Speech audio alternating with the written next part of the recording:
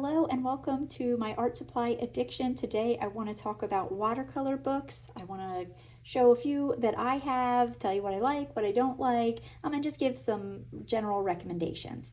So the first book I want to cover is this Watercolor with Me in the Jungle by Dana Fox. I just love that it's pictures of things in the jungle. And you know, these books in particular, they are watercolor books, meaning that the paper is watercolor paper. And what I love is that you don't need to go find a reference photo. You don't have to be good at drawing and draw it all out or trace it. I mean, the outline is there for you. Instructions, should you choose to use them, are here for you. But if you just want to come home, relax, and paint and not have to think about anything, not have to prepare anything, you just want to put paint to paper, these books are perfect for that. So I really like this one. I like the pictures that are here. You know, you see I've done a few of them already. Super cute. The one thing that I will say is I could not find what quality paper this was.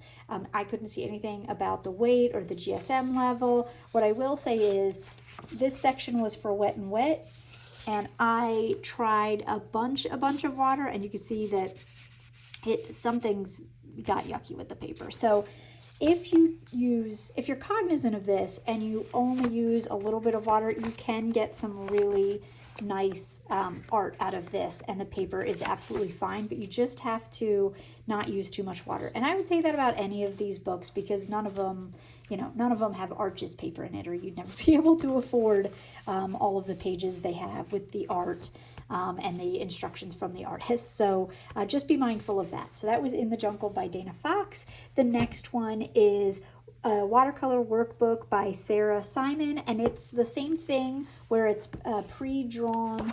Let's see if I can find one. I really liked this one. Pre-drawn stuff on watercolor paper. I know this paper in particular, it is advertised as 200 GSM, so at least we have that on here. And I really like this one. It's got lots of good plants and flowers. My one drawback to it, which I thought was kind of weird, is some of the art has people in it, and like it's always with their face cut off for some reason. Like there's an example.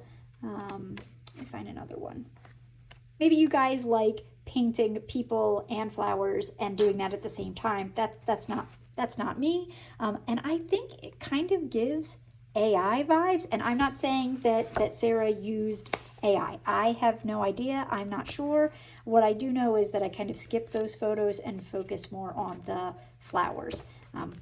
Half person is even in the cover, so not sure why that is, but plenty of other great photos in here that don't have that. In fact, I liked it so much I also bought the second one, which is Flowers, Feathers, and Animal Friends, so it's a little bit more variety. I haven't had a chance to use this as much, but it's the exact same paper, so I know that it will be great. Oh, and here's one I did do. I will say this is perfect if you get a new art supply and you just want to test it out. Like you're really excited. Here I got glitter. I really just wanted to put it down, see how it looked, and I didn't want to draw something out or get too fancy. I just wanted to start painting. So these books are perfect for that.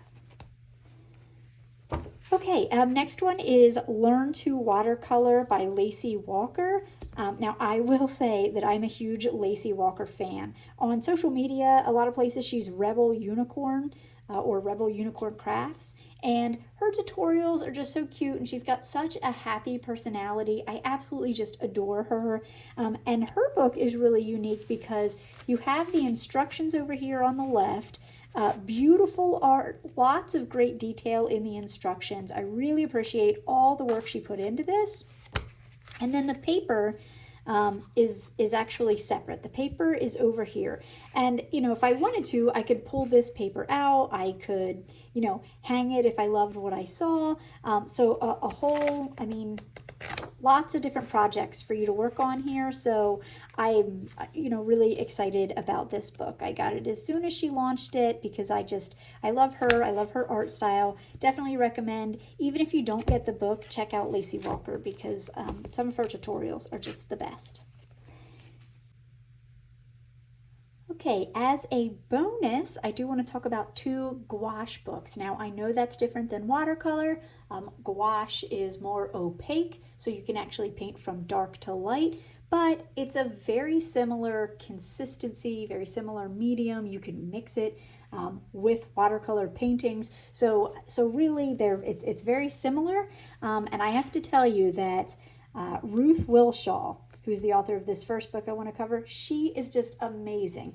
Even if you don't paint with gouache, look her up. Her stuff on YouTube and Instagram, and I know she's got her own website called Get Gouache. I am such a fan. She does all these, fantasy, everything looks fantasy based. The colors she uses are just so pretty. The art that she's able to create, I mean, it's definitely turned me into a gouache fan. So just to cover her book, she has Creative Gouache, a step-by-step guide to exploring opaque watercolor. And just to show you a few of the favorites in here, she does a lot of these, I think she calls them like samplers, where you just get to practice these little tiny paintings. And again, you can go dark to light, so there's a lot of neat things that you can do that may be a little bit easier with gouache than they would be with watercolor. And I just love her little style of painting, the way everything has kind of like a fantasy touch to it. I just really appreciate that. So this is a good book worth checking out, and also her website, I believe it's Get Gouache, definitely worth checking out. So she's a good one. And then this one here, Anna, Anna Kalidic.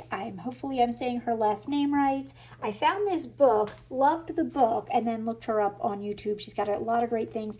And this one is Gouache in 4 Easy Steps. And what I'll say is a lot of her stuff focuses on making it easy. So definitely check her out if you're looking for some simple things to paint. But the variety of things that she has, both in this book and YouTube, are fantastic. Again, this is gouache based, but I mean, just how pretty are some of these pictures? And the instructions are great. She even has food items here. I mean, I just really enjoyed this book. I will tell you that these two books that I